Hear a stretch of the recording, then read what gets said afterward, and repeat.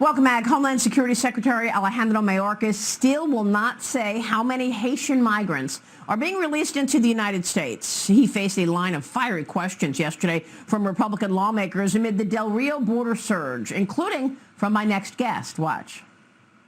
We have 308,000 gotaways. 75% of your agents are processing and babysitting in one of your busiest sectors. We have a record number of retirements, historic level of narcotics that have come across the border. And you still stand by your statement, yes or no, that the border is secure? Yes. Joining me right now is Florida Congresswoman, House Homeland Security and Agriculture Committee member Cammack. And Congresswoman, it's great to see you this morning. Thanks very much for being here. Great questions yesterday. You really laid it out. Why is it that this administration does not view all of that as a crisis? I don't get it. Well, you know, that's a great question. And I can tell you, we spent about 3 to 4 hours yesterday hammering that point home. Even the Democrats couldn't get answers from Secretary Mayorkas. He evaded, he eluded, he did everything he could to avoid taking responsibility and getting us actual data. In fact, earlier in my line of questioning, I had cautioned him and saying, don't make promises about delivering this information, these statistics, the facts, the data, because it was March 17th that we had our first encounter with Secretary Mayorkas, and it took him 161 days to get us the information then that we had requested. This is what is so frustrating. How can Congress properly conduct oversight if we are not getting answers, basic answers to questions that every member of Congress and every American should have? Why don't we know the exact number of Haitians under that bridge? Why all of a sudden is the government contracting for folks to be able to speak Creole in Gitmo? There's a lot of fishy business going on up here, and we're going to get to the bottom of it, because at the end of the day, Americans deserve answers.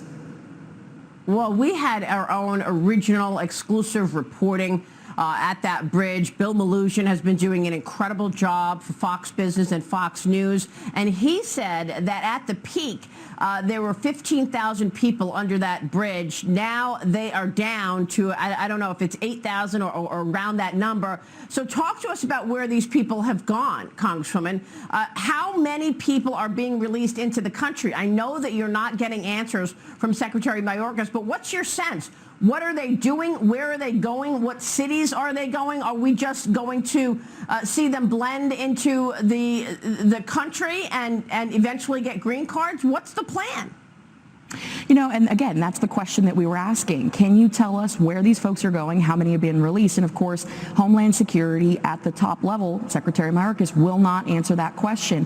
However, we're very lucky because we have fantastic relationships with those boots on the ground, the Border Patrol agents themselves. In fact, yesterday, several of them were watching as we questioned Secretary Mayorkas, and they were feeding us information. Yep. They have told me that they have witnessed Haitian migrants being released through the Donna processing facility and other processing facilities. And I have a feeling that a lot of them are coming to my home state. Florida has a large Haitian population, and from there they have no court dates. There is no way to know who is going where or how to follow up with them. There's no proper background checks.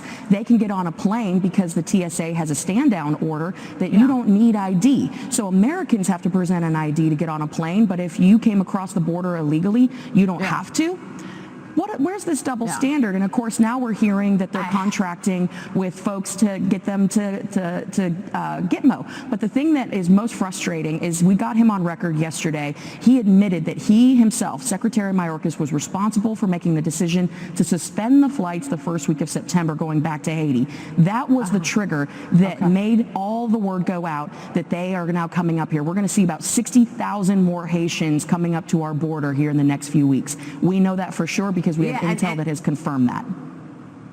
Wow. So we've got the Haitians coming in one area, and then you've got the Afghans coming in as well. Yes. He's raising the cap in terms of Afghans coming in as well. And then there's the wide open border from others coming from Mexico and beyond. It's absolutely mind-boggling. All of this as the Democrats are trying very hard to just jam through about $5 trillion in spending amidst infighting among the Democrats, threatening the president's legislative agenda.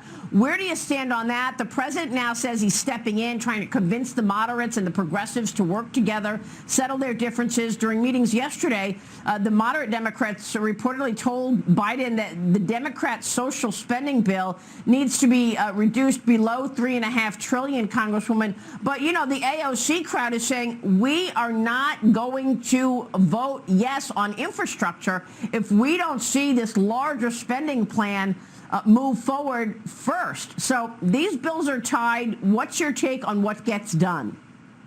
So right now what the world is watching is the Democrats in total disarray.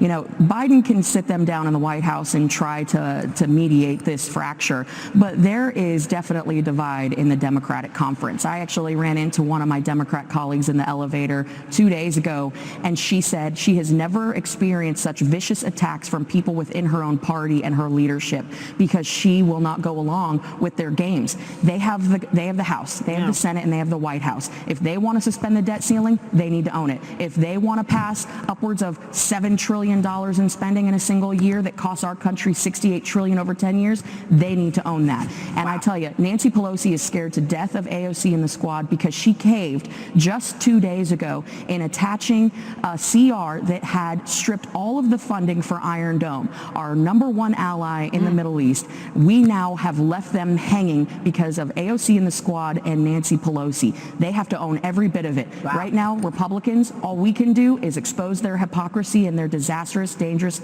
policies, and we are not going to help them pass this debacle. This is a blueprint to bankrupt our country. Wow. We will not stand for it. It's unbelievable, Congresswoman, and how shameful about the Iron Dome funding. Really, really bad. And Congresswoman, it's good to see you. Thanks very much. Keep on in the fight. Cammack joining us this morning in D.C. We'll be watching.